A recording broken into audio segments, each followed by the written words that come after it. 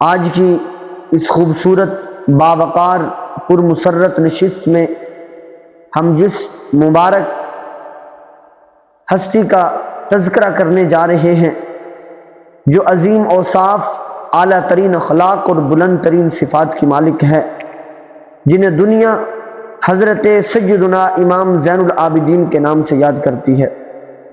آپ کا نام نامی اس میں گرامی روحانی اقدار کے ہیرو کے طور پر ہمارے سامنے آتا ہے۔ زہد و تقوی، عبادت و ریاضت اور تمام خوبیوں، اعلیٰ صفات و کمالات کو دیکھا جائے تو وہ ایک ایک کر کے حضرت سیدنا امام زین العابدین کی زندگی میں واضح طور پر موجود ہے۔ جب ہم خاندان رسالت پر نظر ڈالتے ہیں تو سیدنا امام سجاد کی چاند 14ویں کے چاند کی مانند چمکتے ہوئے نظر آتے ہیں۔ اگر ہم ان کے کردار اور ان کے عمل کو دیکھیں تو ہمیں ماننا پڑے گا اسلام کی تمام جلوہ آفرینیاں، ایمان کی ساری ظروف شانیاں آپ میں موجود ہیں۔ آپ رضی اللہ تعالیٰ عنہ کا پورا نام حضرت علی بن حسین ہے اور آپ کو علی الاوسط بھی کہا جاتا ہے، اور زین العابدین اس لیے کہا جاتا ہے کہ آپ عبادت گزاروں کی زینت ہیں۔ دن رات کثرت سے عبادت کرنا، اللہ کے حضور سجدہ ریزی، اور آپ کو بے پناہ تقوی کی وجہ سے آپ کو اس لقب سے نوازا گیا، اور سجاد بھی آپ کا لقب ہے کیونکہ آپ کی یہ عبادت کا عالم تھا کہ آپ کتنی دیر اللہ کے حضور اپنی پیشانی کو جھکائے رکھتے تھے، اس لیے آپ کو سید الساجدین کے عظیم لقب سے نوازا گیا۔ امام مالک فرماتے ہیں کہ آپ ایک دن اور ایک رات میں 1000 رکعت نفل پڑھا کرتے تھے، اور جب آپ وضو کرتے تو آپ کا رنگ زرد ہو جاتا، اور جب آپ نماز کے لیے کھڑے ہوتے تو آپ کے جسم پہ خوف خدا کی وجہ سے کپ کپی طاری ہو جاتی۔ لوگوں نے پوچھا حضرت کپ کپی طاری ہونے کی وجہ کیا ہے؟ تو آپ نے جواباً کہا تمہیں معلوم نہیں کہ میں کس کی بارگاہ میں حاضر ہو رہا ہوں۔ یہ ہے ان کی خشیت اور ان کے زہد و تقوی کا عالم۔ طاؤس بن کیسان کہتے ہیں کہ ایک رات میں نے حضرت سیدنا امام زین العابدین کو حجر اسود کے قریب نماز پڑھتے ہوئے دیکھا، اور آپ نے طویل سجدہ کیا، اتنا طویل سجدہ کیا حتیٰ کہ میرے دل میں یہ تمنا پیدا ہوئی، آرزو پیدا ہوئی کہ میں وہ الفاظ جا کے سنوں جو آپ اللہ کے حضور پیش کر رہے ہیں۔ کہتے میں گیا اور میں نے غور سے وہ الفاظ سنے، اور آپ یہ الفاظ اللہ کے حضور پیش کر رہے تھے، عبیدک بفنائک، مسکینک بفنائک، وفقیرک بفنائک، سائلک بفنائک۔ طاؤس بن کیسان کہتے ہیں کہ جب بھی مجھ پر کوئی مشکل پیش آئی اور میں نے ان الفاظ کے ساتھ دعا مانگی تو اللہ رب العزت نے میری مشکل کو حل فرما دیا۔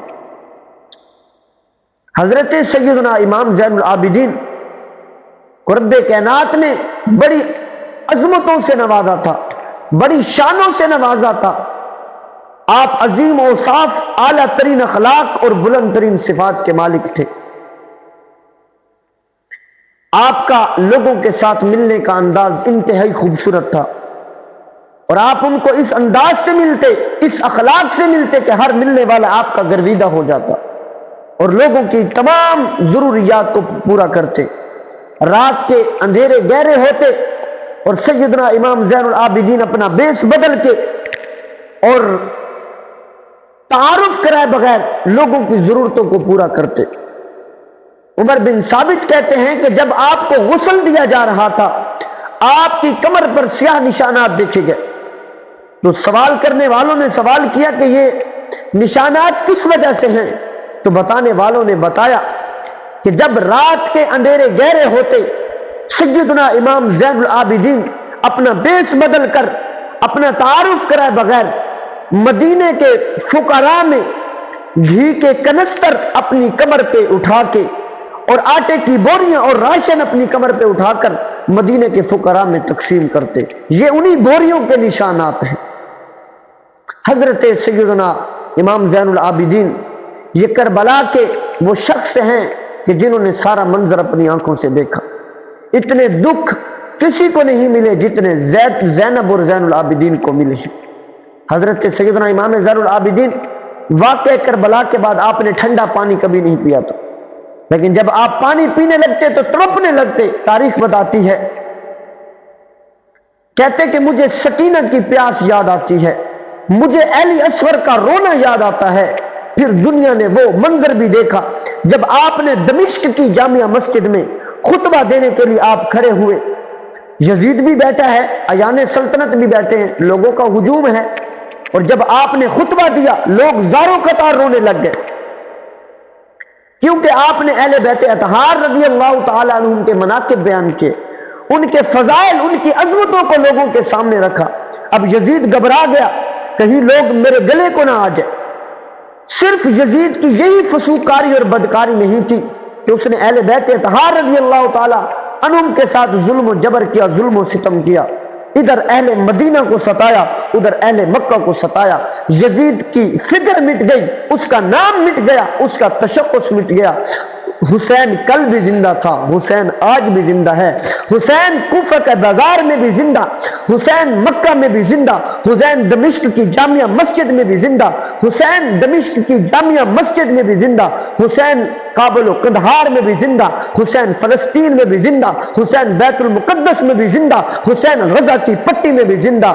اے حسین ابن علی تم پر سلام، نازش آل نبی تم پر سلام، لالا اے شہیدان محبت کے امام، لالا گو لالا بدن لالا کفن، اے چمن اندر چمن اندر چمن، زندگی ہی زندگی تیری حیات، اے حیات اندر حیات اندر حیات، افتخار ملت بیدا ہے تو، رب کعبہ کی قسم یکتا ہے تو، فخر کا دل میں دریچہ باز کرنا چاہیے، جن کا تو آقا ہے ان کو ناز کرنا چاہیے۔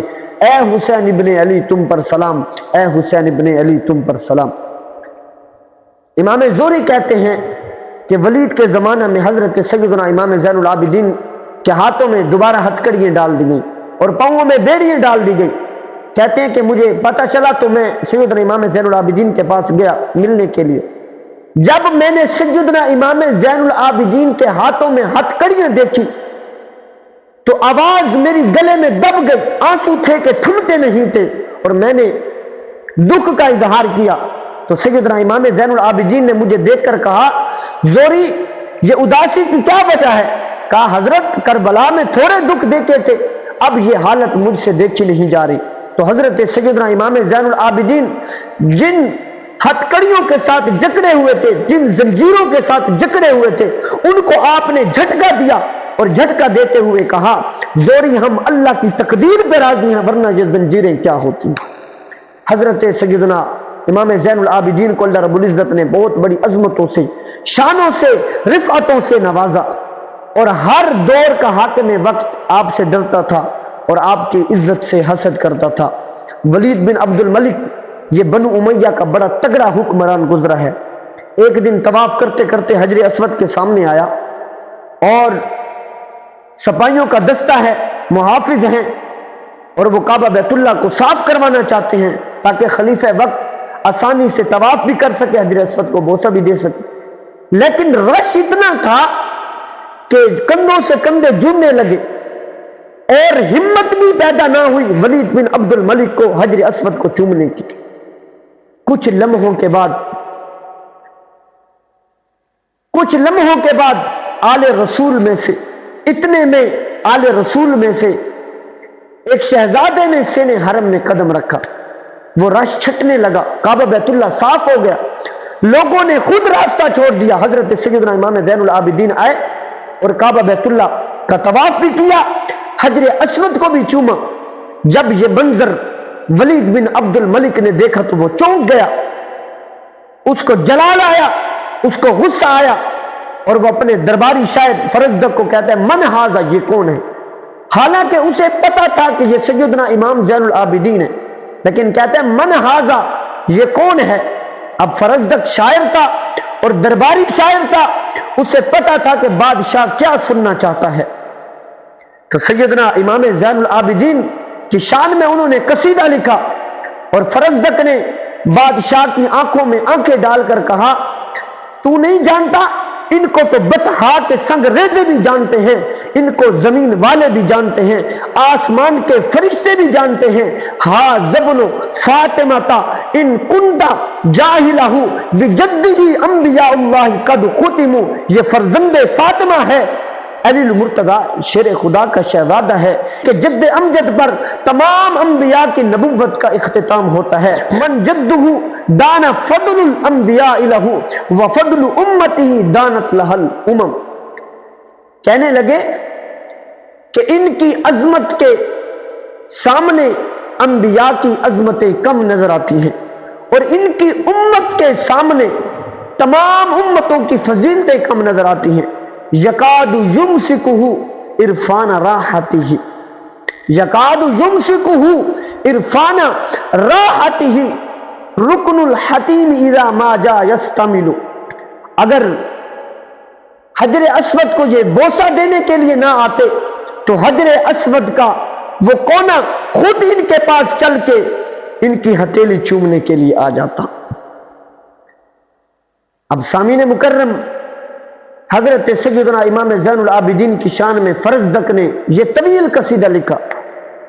بادشاہ نے کچھ اور سوچا تھا اور ہوا کچھ اور۔ اب فرزدق کو بادشاہ نے ولید بن عبد الملک نے جیل میں ڈال دیا۔ سیدنا امام زین العابدین کو پتہ چلا، آپ نے اپنے خادم کے ہاتھوں 2 تھیلیاں اشرفیوں کی بھیجی اور کہا کہ ہماری طرف سے، آل رسول کی طرف سے تم اسے قبول کرنا، اور ہماری وجہ سے تمہیں بڑی تکلیف آئی ہے۔ اور جب آپ کا خادم فرزدق کے پاس پہنچا اور 2 تھیلیاں پیش کی تو اس فرزدق نے تھیلیوں کو اپنی آنکھوں سے لگایا، چوما، اور چوم کر کہا کہ حضرت سیدنا امام زین العابدین کو جا کے میرا سلام کہنا، اور کہنا کہ حضرت ساری زندگی ان ٹگوں کے لیے، ان پیسوں کے لیے، ان اشرفیوں کے لیے ہم نے شہری کی ہے، یہ جو میں نے قصیدہ لکھا ہے یہ آپ کے نانا کی شفاعت کے لیے لکھا ہے۔ تو اللہ رب العزت نے آپ رضی اللہ تعالیٰ عنہ کو بہت مقام و مرتبہ عطا فرمایا تھا۔ اللہ رب العزت ہم سب کو حضور علیہ الصلوۃ والسلام کی اہل بیت اطہار کے ساتھ والہانہ محبت کرنے کی توفیق عطا فرمائے۔ وما علی الا البلاغ المبین۔